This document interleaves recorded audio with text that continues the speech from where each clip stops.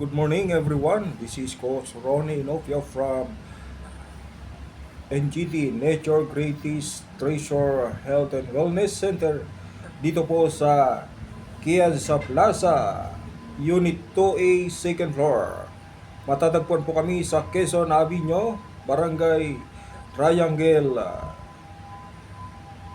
Ang aming pong landmark ay EDSA MRT Station and McDonald, malapit sa building ng personal collection ng aming office. February 27, magkakaroon po ng practicum ang mga nagnanais na mag-aral ng pagiging doktor, naturopathy doctors, acupuncture, at marami pang ibang kurso. Kung nagnanais po kayong mag-enroll, sumadya po kayo sa aming tanggapan para magrehistro at mag-enroll. Doon sa mga nakakuta, libre po ang ating training sa pagiging doktor at pag-aaral. Doon naman po sa hindi nakakuta, may tuition fee po silang babayaran. Alamin nyo lang po, at February 27, nandito po sila Doc at ang kanyang mga kasamang doktor na trainer sa ating Health and Wellness Center dito sa Kianza, Quezon Avenue, no? Mga kaibigan, mabisa po ang aming Doc Honey Tibicos at ang aking bukol hindi na halata. Bumalik na sa normal po ang aking liig at ang aking hitsura tila medyo naging maaliwalas at naging masigla na po ang aking katawan. Malaki po ang pagbabago. Continuous lang po ang aking pag-inom at itong aming laser device na ginamit ko araw-araw.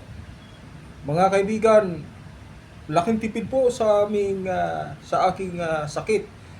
Kung nagpa-hospital po ako, baka mamatay ako sa gastusin. Pero mabuti na lang po, may Doc Honey Tibicos. Yan po sila Doktora Marilo B. Tamayo at Engineer Roland Tamayo. Sa kabutiang loob nila, ako po ay nakasurvive sa tiyak na kamatayan. Kasi po yung aking karamdaman, napakarami. Lubha na po na halos hindi na po ako makabangon sa aking mga sakit. Kasi malala na po ang aking sakit tulad ng asthma, naging tuberculosis, yung aking kidney problem, heart problem, yung aking inflammation, gout, arthritis, at ang matindi pong nagpahirap sa akin yung bukol sa liig. Halos isang taon ko pong ininda, nasa loob lang ako ng bahay, walang makain, walang trabaho.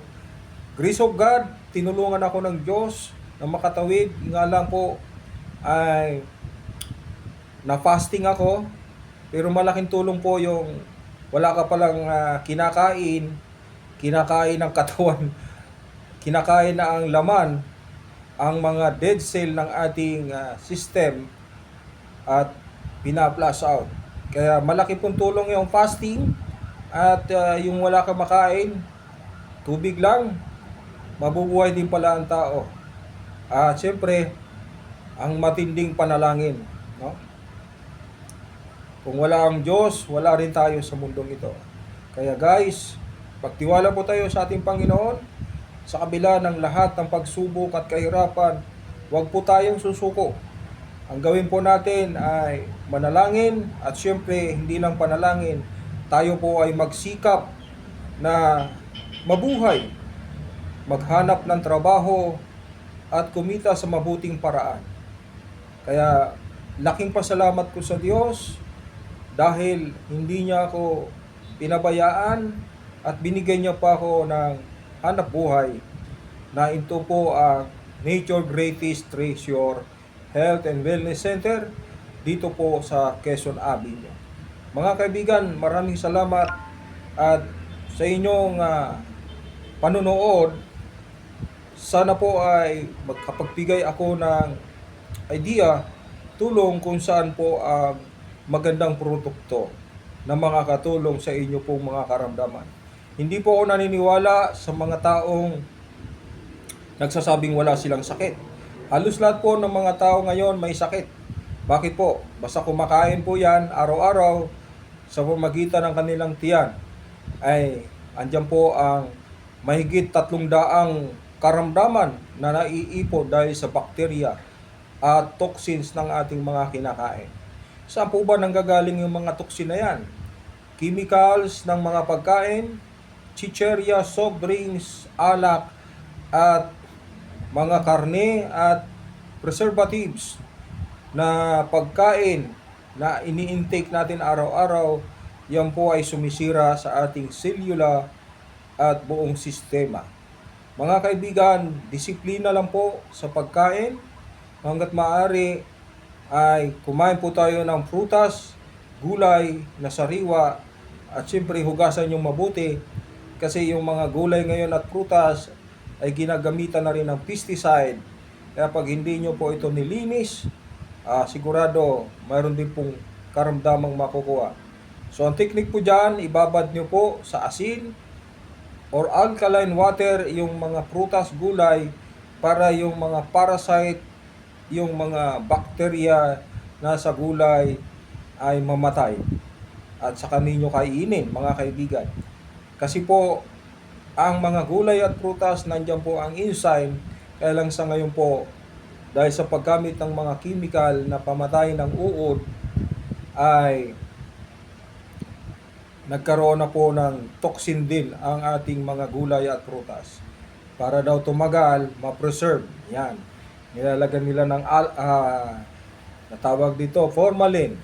Kaya magtaka ka yung kamatis, yung mga madadaling mabulok sana, umaabot ng 1 linggo hindi nabubulok. Yun ang napansin ko. At pag hinugasan mo, malagkit. Parang may wax. No? Lalo na yung prutas na apple. No? May wax po siya. Kaya ingat-ingat din po kung prutas ang kakainin nyo. Dito sa Manila, nilalagyan po yan ng preservatives, chemicals. Kaya ang technique dyan, ibababad nyo po sa alkaline water or asin bago nyo kainin. Mga kaibigan, sinishare ko lang po ang aking karanasan sa aking kalusugan na nangyari na ngayon po ako ay gumaling sa Tibicos o Doc Honey Tibicos. Yun lang po muna mga kaibigan. Maraming salamat sa inyong panonood at magandang umaga muli.